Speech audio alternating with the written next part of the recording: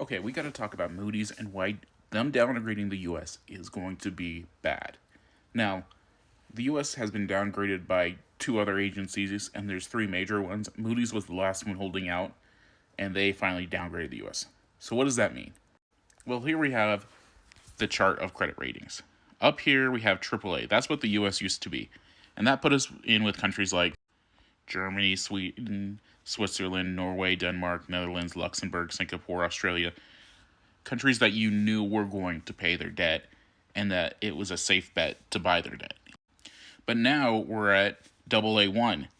What does that mean? Well, we're still high grade. We're not like some African countries or, some terrible dictator countries in Eastern Europe. But guess what else is in here? In these lower AA ratings and A ratings. Most mortgage-backed securities. Also, corporate bonds. Those are in there. So that means you're going to have to fight with the U.S. for getting a mortgage or corporations trying to get bonds.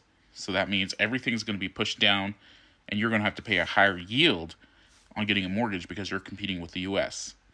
Now, that won't be terrible until you start to see how much it's going to cost. Now, we just saw that the UK overtook China as the second largest U.S. Treasury holder.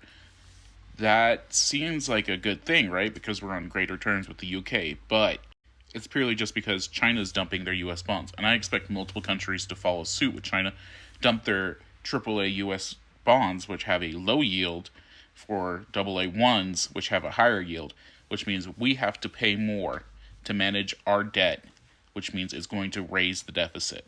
So, this is bad from all sorts of angles, and the reason why they're saying this is Moody's expects that we're going to reach 134% of GDP to debt ratio, which is bad. We want to be below 100%.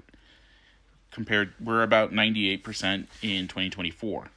But a real reason for this, and a lot of people are talking, is nonpartisan estimates that Trump's 2020 tax cuts and his new tax cuts he's trying to push through is going to raise the debt by quite a bit.